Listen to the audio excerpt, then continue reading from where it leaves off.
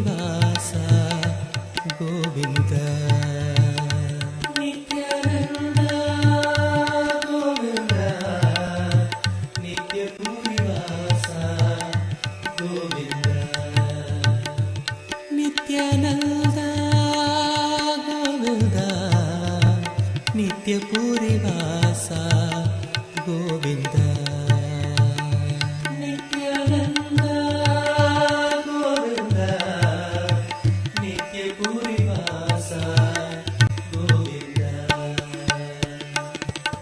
Tirumalavasa Nityapuresha. You feeling life is not letting what you want to happen in your life.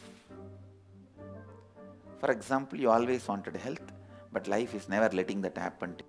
The very information being given to you, the hope being generated in you, that health is possible, wealth is possible, is a solid proof life is supporting you.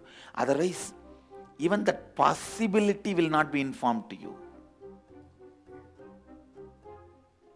Only when you understand the tons and tons of ways life is supporting you, you will also decide to say yes to life. Life is painted on the canvas of Tathastu.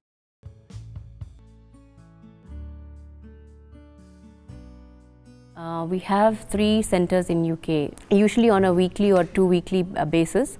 We have our own local programs that we do, whether it's completion or it is, like I said, Lakshmi Puja or Guru Puja, introducing Swamiji and the significance of having Swamiji in our life, you know, what it means to have him, why a guru.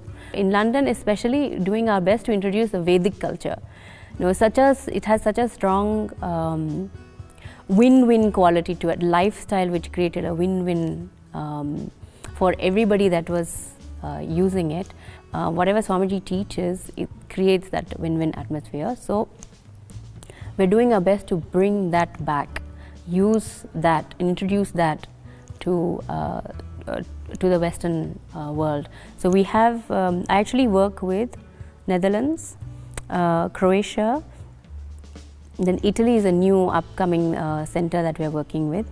Then we have Denmark, Norway. I also work with New Zealand and Fiji. So like that we have about 10 to 12 countries that I'm working with alongside with London. Introducing Swamiji's teachings, introducing the Vedic culture and the significance of it for creating exactly what you want in your life. Definitely working on having a temple in London. So the plan is to have that by the end of the year. For me to be part of it is really, really exciting.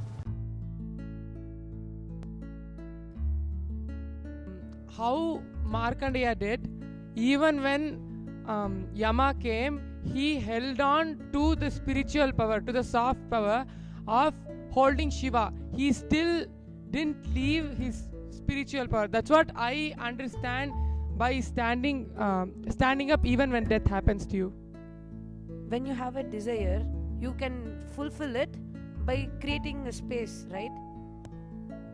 When you create a strong space for something to happen, it will get fulfilled, right? What I feel is you have to create a strong space and take responsibility for the space you created. Just by creating a space, nothing will happen. You have to take the responsibility for the space you created. Swamiji said, when we have like hopefulness inside us, it's because life is seeing a hope in us. That's why we even feel that. But what I understood is that's like having expectation on us, right? But once Swamiji said expectation is wrong, expectation is violence. So, can you explain? What I feel as hope is trusting. Life trusts that you can do it. And expectation is something different. Expecting is like, what I feel is you're bound to do it. When you expect something from someone, it is like you have to do it. That's how we are telling it. That's how I understand.